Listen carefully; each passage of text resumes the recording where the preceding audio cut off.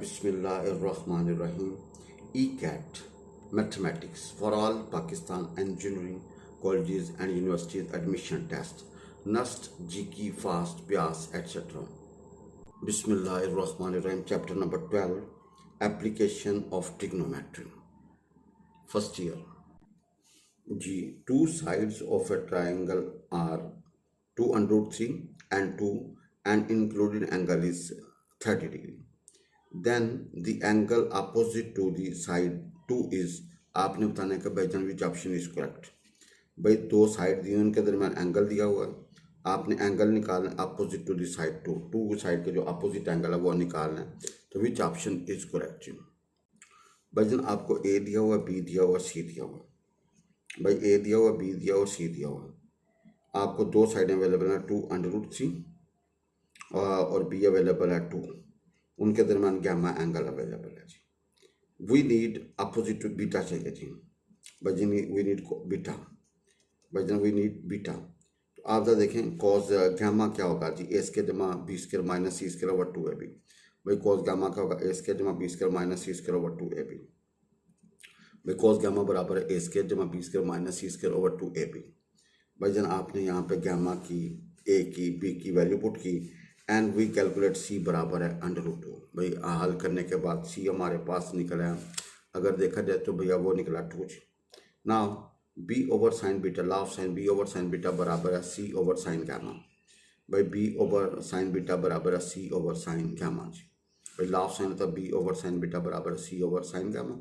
तो sign beta क्या होगा जी, बी साइन गैमा ओवर भाईजान सी जी। साइन बीटा का होगा बी साइन गैमा ओवर सी जी। तो भाईजान आपने बी की, गैमा की और सी की वैल्यू पुट की, तो बीटा हमारे पास निकला है 30 जी। भाई बीटा निकला है हमारे पास 30 डिग्री जी। भाई बीटा हमारे पास निकला है 30 degree. Your C option is correct.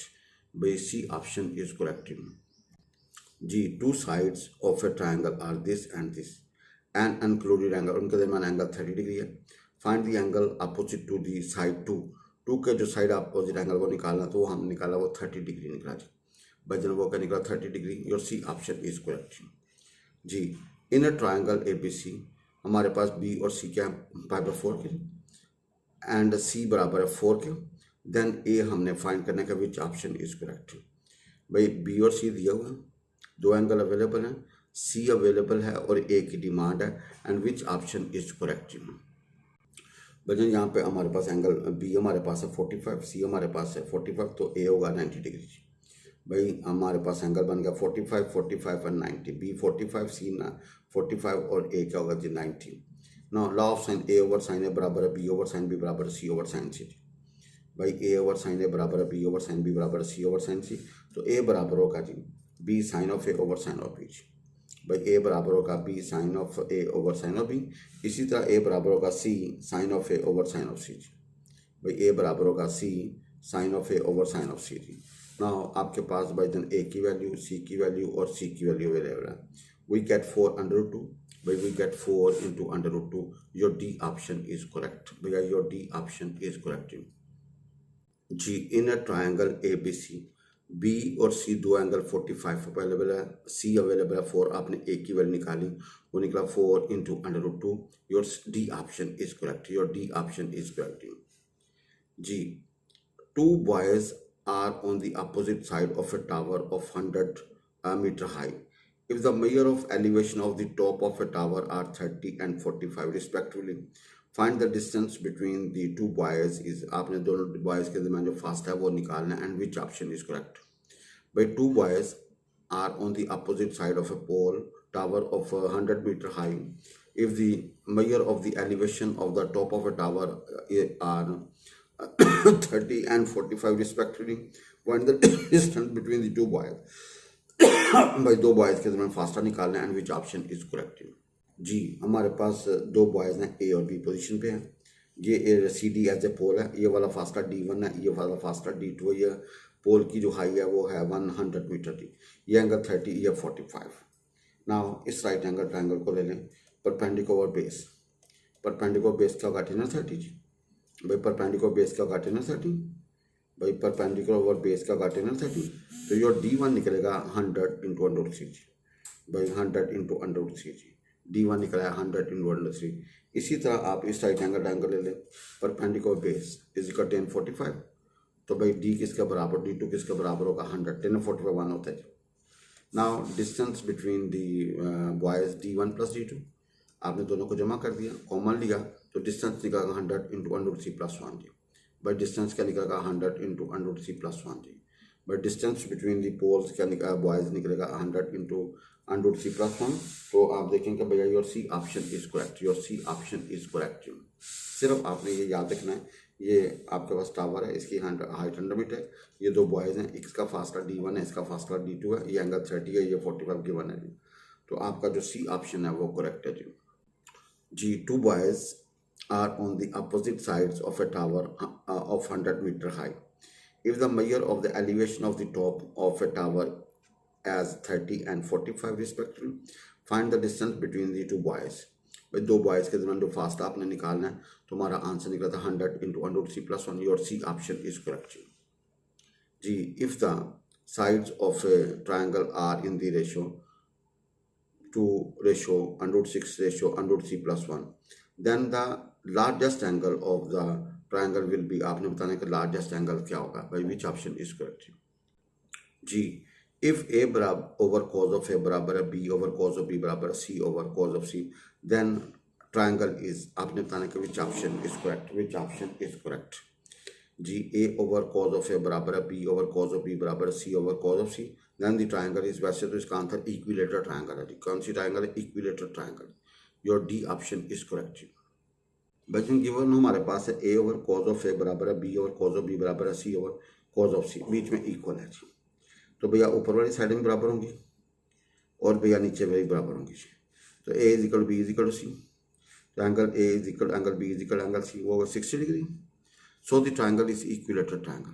भैया जो ट्राइंगल इसमें साइडें बराबर हो, एंगल बराबर हो, तो भैया एंगल 60 होगा जी, क्योंकि तीनों एंगल्स को अगर देखा जाए तो भैया वो 60 ही बनेगा जी। तो इक्विलेटर ट्राइंगल बनेगी। कौन सी ट्राइंगल बनेगी, इक्विलेटर। तो your D option is correct, your D option is correct. भाई ऊपर वाली साइडें बराबर और नीचे वाली बराबर, angle A is equal angle B is equal angle C, तीनों बराबर, एंगल बराबर, साइडें बराबर, तो भाई इक्विलेटर ट्राइंगल होगी। तो your D option is correct. If a over cos of a बराबर है b over cos of b बराबर c over cos of, then triangle is equilateral triangle. Your D option is correct.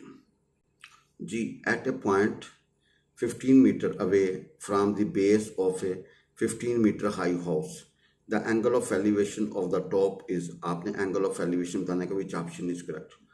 At a point 15 meter, at a point 15 meter away from the base of a 15 meter high house, the angle of elevation of the top is, आपने उसका angle of elevation बताना है कि क्या है जी। by which option is correct जी। हमने भैया theta निकालना है, इसकी हाइट ऊंचाई जो है ना 15 मीटर, और भाई जन इसका जो बेस है वो क्या है 15 मीटर। भाई हाइट कितनी है 15 मीटर और बेस कितनी है, हमें एंगल चाहिए। तो टेन थीटा का होगा परपेंडिकुलर बेस, भाई टेन थीटा का परपेंडिकुलर बेस, टेन थीटा 1, तो थीटा निकलेगा 45 डिग्री। तो आपका जो एंगल निकलेगा भैया एलिवेशन वो 45 डिग्री निकलेगा। Your A option will be correct. Tan theta बराबर होगा perpendicular base, tan theta is equal 1, तो थीटा होगा 45 डिग्री। ये देखें 15 मीटर, ये 15 मीटर एंगल थीटा जी। At a point 15 metre away from the base of a 15 metre high lighthouse, ठीक है जी। At a point 15 metre away from the base of a 15 metre lighthouse, the angle of elevation of the top is, आपने बताने का भाई उसका angle of elevation का निकाल लेगा, तो वो 45 डिग्री का। Your A option is correct, your A option is correct जी। A tree is broken by wind, a tree is broken by wind, एक ट्री है broken by wind, the upper part touches the ground at a point 10 metre from the foot of the tree, from the foot of the tree, and makes an angle of 45 degree. उसका angle क्या बनता है 45 degree with the ground. Find the entire length of the tree. आपने entire length of the tree निकालनी भाई जना, आपने उसकी जो पूरी लंबाई जो ट्री की वो निकालनी। and which option is correct, and which option is correct भाई जना। हमारे पास ये चीज़ है A से लेकर C तक, ये A से B तक का फासला हम x फर्ज करते हैं और B से C तक का फासला क्या फर्ज कर लेते हैं जी, अब y फर्ज कर लें। भाई ए से बी फासला एक्स और बी से सी फासला वाई। तो जब ये ब्रोकन करेगा तो वी हैव दिस फिगर, ये सी नीचे आ जाएगा जी, बी ऊपर ही रहेगा, ये एक्स होगा, ये वाई हो जाएगा और ये 10 है जी भाई, ये एंगल और ये एंगल 45 है। जो हमारे पास जो फिगर बनेगी जब वो ब्रोकन हो जाएगा तो ये हाइट एक्स होगी, ये वो लेंथ वाई होगी और ये भैया 10 उसने गिवन दिया हुआ और ये एंगल 45, ये एंगल क्या जी 45। नाउ आपको पता है base scale plus perpendicular scale is equal hypotenuse scale, भाई base scale plus perpendicular scale is equal hypotenuse scale. भाई जन base scale plus perpendicular scale is equal, भाई देखो ये base scale plus perpendicular scale is equal hypotenuse scale. एक मसला आता है अब आपको पता है एक्स ओवर परपेंडिकुलर बेस क्या होगा 1045 जी, भाई परपेंडिकुलर बेस क्या होगा 1045 और 1045 क्या होता है भाई परपेंडिकुलर बेस क्या होगा जी आल्सो, भाई आप परपेंडिकुलर बेस करोगे तो भाई क्या होगा जी 1045, तो एक्स की वैल्यू निकल आएगी 10 जी। इसको एक्स को यहाँ पे रखें तो आपका वाई क्या निकलेगा 200, तो वाई निकलेगा 10 इंटू 1/2 जी। भाई आपका वाई निकला है, आपका ऊपर एक्स भी निकला हुआ है, ये आपका एक्स है, एक्स निकला आपका 10 और वाई निकला आपका 10/2, तो entire length of the tree क्या होगा एक्स वाई। भाई एंटायर लेंथ ऑफ ट्री का एक्स वाई 10 + 10/2 जी, 10 कॉमन निकालेंगे तो भाई जन क्या होगा 1 + √2, तो भाई जन आप जब देखेंगे 10/2 विच ऑप्शन इज करेक्ट जी, हमारा आंसर निकला 10 इंटू 1 + √2 जी। A tree is broken by a wind, a tree जो है ना broken by wind, its upper end touches the ground, और उसका अपर वाला एंड जो है ना वो टचेज द ग्राउंड एट एक पॉइंट पर 10 metre from the foot of a tree, foot of the tree से उसका फासला कितना है भाई जन 10 मीटर जी, and makes an angle of 45 with the ground, और भैया वो जमीन के साथ एंगल कितना मतलब 45। Find the entire length of the tree is, आपने इंटायर लेंथ ऑफ ट्री निकाली, वो निकली 10 into 1 + √2, your C option is correct, your C option is correct. भजन देखें हमारे पास ये ट्री था ए सी, ये फासला एक्स फर्ज कर लें और ये वाला फासला वाई फर्ज कर लें, जब ये ब्रोकन है तो ये नीचे आ जाएगा, तो नई फिगर हमारे पास ये बनेगी, ये वाला फासला वाई है, ये एक्स नजर आ रहा है, और भैया ये वाला फासला कितना बनेगा 10 और ये फासला ये एंगल होगा 45 डिग्री। अब आपको पाइथागोरस का base square plus perpendicular square is equal hypotenuse square, Y square बराबर होगा 10 का स्क्वायर प्लस एक्स का स्क्वायर, आल्सो एक्स ओवर 10 क्या होगा जी परपेंडिकुलर बेस का 10/45 जी। तो भाई जन आप जब देखिएगा एक्स की वैल्यू निकल आई आपके पास 10, इसको वाई हमारे पास निकला 10/2 जी, यहाँ देखिए एक्स वैल्यू 10 और वाई निकला 10/2 जी। आपने पाइथागोरस थ्योरम अप्लाई किया और फिर आपने वो राइट एंगल ट्रायंगल का परपेंडिकुलर बेस किया 10/45 वाला, तो भाई जन दोनों को entire length of the tree क्या होगा एक्स वाई, वो दोनों वैल्यूज के जमा करेंगे 10 इंटू 1 + √2 आंसर आएगा 10 into 1 + √2, your C option will be correct जी। दुआ करने का हुक्म और इसकी फजीलत और आप सल्लल्लाहु अलैहि वसल्लम की बाज़ दुआओं का बयान कुरान पाक में है, ये सूरा नंबर है जी 60, ठीक है जी, सूरा नंबर है। अल्लाह ताला ने फरमाया और तुम्हारे रब ने कहा मुझे पुकारो मैं तुम्हारी पुकार को कबूल करूँगा। अल्लाह ताला ने फरमाया और तुम्हारे रब ने कहा मुझे पुकारो, तुम्हारे रब ने कहा मुझे पुकारो मैं तुम्हारी पुकार को कबूल करूँगा। सूरह अराफ में है जी, अल्लाह ताला ने फरमाया तुम अपने रब को गुड़गुड़ाते हुए और पोशीदा तरीके से पुकारो, बेशक अल्लाह ताला हद से तजावज़ करने वालों को पसंद नहीं करता जी।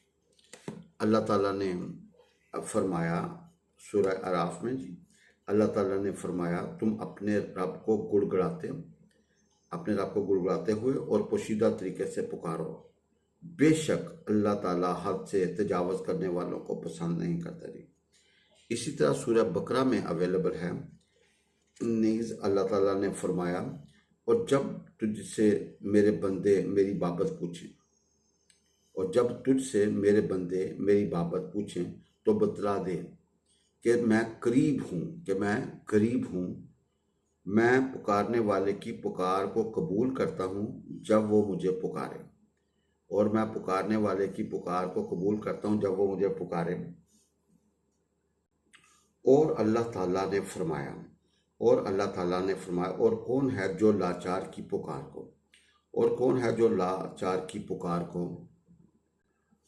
और वो कौन है जो लाचार की पुकार को जब वो पुकारे कबूल करता है और बुराई को दूर करता है, और बुराई को दूर करता है।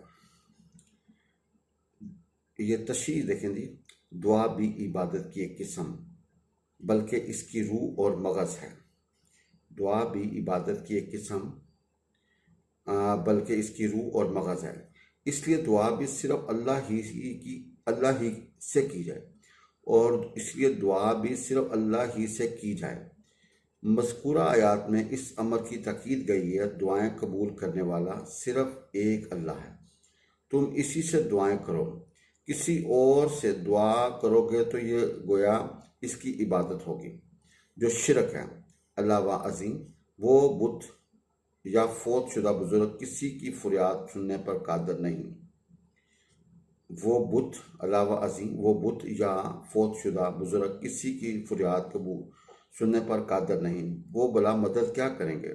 इसलिए इबादत की ये एक किस्म दुआ भी सिर्फ अल्लाह ही के लिए महसूस है जी। इसलिए इबादत की ये किस्म दुआ भी सिर्फ अल्लाह ही के लिए महसूस है। दुआ भी सिर्फ अल्लाह ही के लिए महसूस है। कुफ़ार मजलिस की दुआ, सुब्हानकल्लाहुम्मा व बिहम्दिका अशहदु अन ला इलाहा इल्ला अंता अस्तगफिरुका व अतूबु इलैक।